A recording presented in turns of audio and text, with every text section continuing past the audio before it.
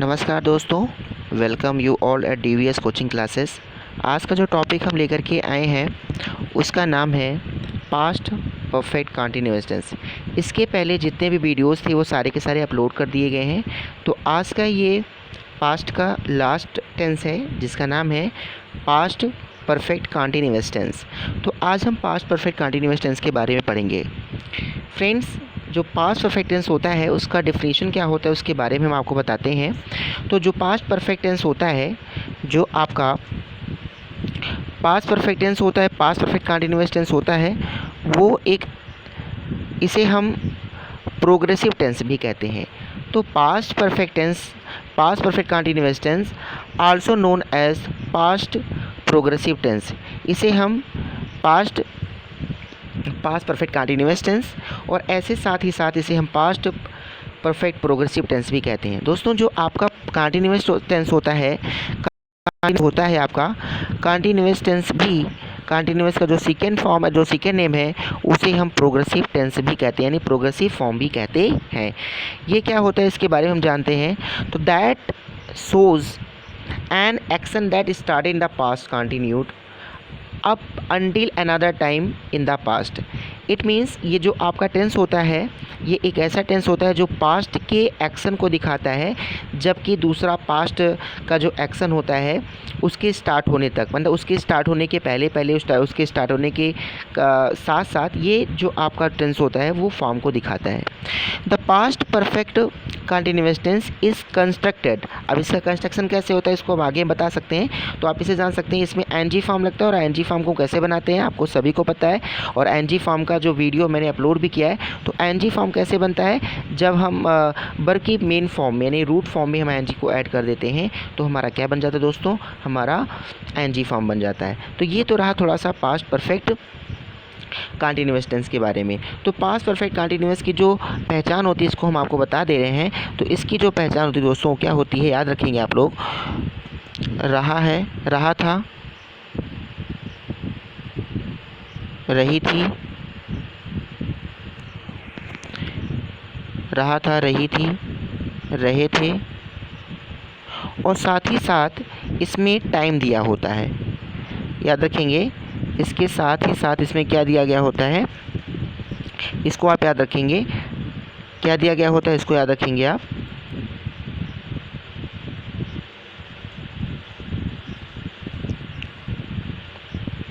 ठीक है, इसको याद रखेंगे, साथ ही साथ इसमें टाइम दिया गया होता है। और टाइम के लिए हम किसका यूज करते हैं, सिंस और फॉर का यूज करते हैं।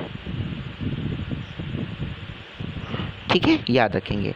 सिंस किसके साथ लगेगा, फॉर किसके साथ लगेगा, इसको हम आगे आपको बताएंगे। चलिए देखते हैं। तो यहाँ पे आपके कुछ फॉर्म दिए गए हैं। इसकी हेल्पिंग वर्ब जो है उसको याद रखेंगे। तो इसकी जो हेल्पिंग वर्ब होती है दोस्तों वो होती है हैड बीन। ठीक है, और वर्ब की कौन सी फॉर्म लगती है, एनजी फॉर्म लगती है, इसको याद रखेंगे। तो चलिए हम आपको बताते हैं सिंस और फॉर के बारे में कि सिंस और फॉर का यूज कहाँ पे होता है।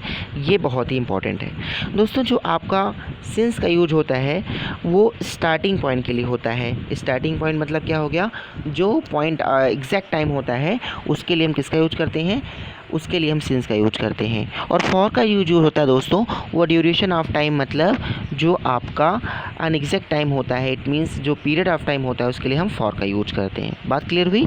सिंस का यूज़ एग्जैक्ट टाइम के लिए और फॉर का यूज जो होता है वो किसके लिए होता है, पीरियड ऑफ टाइम के लिए होता है। अब जैसे सिंस का ये 2000 यहाँ पे दिया गया एग्जाम्पल, 2000, 2012, 2013, 2014, 2015, 16, इनके लिए हम क्या लगाएंगे दोस्तों, इनके लिए हम सिंस लगाएंगे। और जो पीरियड ऑफ टाइम होगा, नंबर टाइम वर्ड के लिए होगा, उसके साथ हम क्या लगाएंगे, फॉर का यूज करेंगे। ठीक है ना।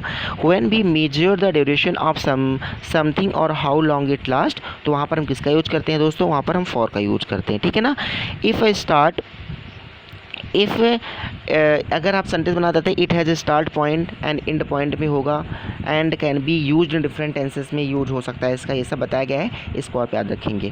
तो दोस्तों यहाँ पे कुछ दिए गए हैं जो आपका फॉर का यूज किसके साथ होगा। जैसे यहाँ पर दिया गया है, आप बनाना चाहेंगे तो किसके लिए किसके हो जाएगा, जैसे यहाँ पर बताया गया है, आप जैसे for 10 minutes, for 8 hours, for 5 days, for 6 month, for 3 years and for 2 centuries।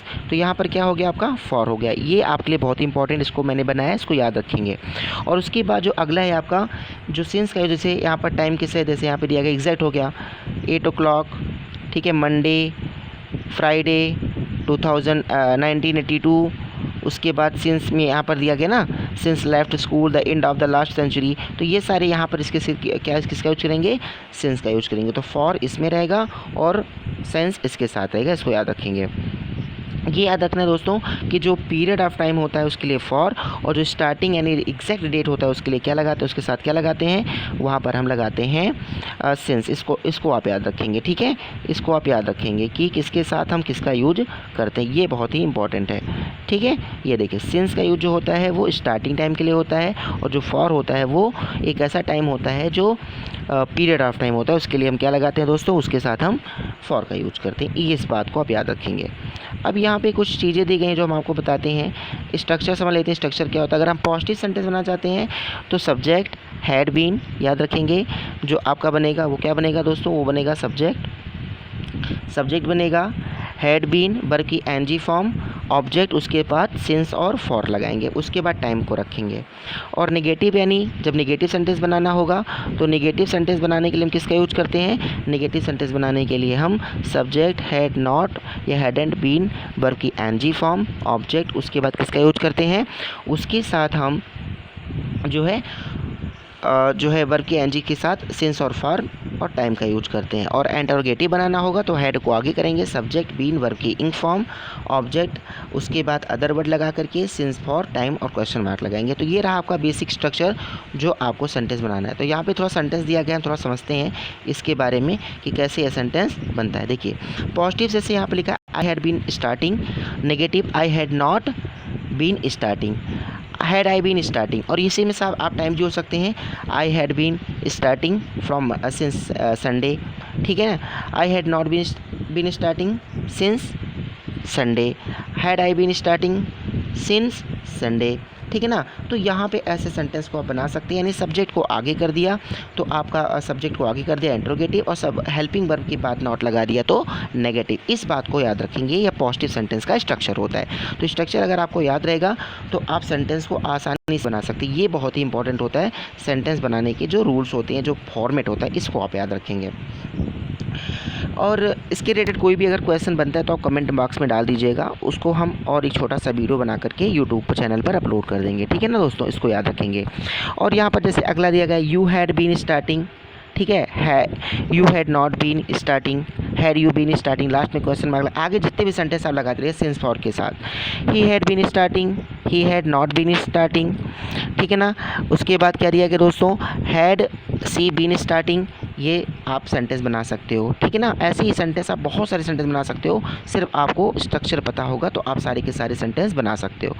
अगले एग्जांपल दिया है they had been being friends in childhood, ये सारे सेंटेंस दिए गए हैं। ऐसे सारे सेंटेंस को आप बना सकते हैं, अच्छे तरीके से सेंटेंस बना सकते हैं, और ये बहुत ही इंपॉर्टेंट चीज़ है, ठीक है दोस्तों, और ये बहुत ही इंपॉर्टेंट है जो हम आपको बता रहे हैं। अगला दिया गया है दे हैड बीन स्टार्टिंग, ठीक है ना। उसके बाद they had not been starting, had they been starting. तो ऐसे सेंटेंस दिए गए हैं, ऐसे ही आप सारे सेंटेंस को आप बना सकते हैं। कोई दिक्कत होगी, इससे रिलेटेड कोई क्वेश्चन होगी तो आप पूछ सकते हैं। याद रखेंगे हेल्पिंग वर्ब क्या होती है इसकी हेल्पिंग वर्ब होती है दोस्तों, याद रखेंगे इसकी हेल्पिंग वर्ब होती है हैड और बीन। उसके बाद हैड बीन इसकी हेल्पिंग वर्ब हो गई। फिर उसके बाद अगला क्वेश्चन अगर आपके माइंड में होगा कि इसकी वर्ब इसकी क्या होती है, एनजी फॉर्म होती है। उसके बाद दोस्तों मैंने बताया आपको टाइम के लिए, तो टाइम के लिए किसका यूज करेंगे, तो टाइम के लिए आप सिंस का यूज करेंगे।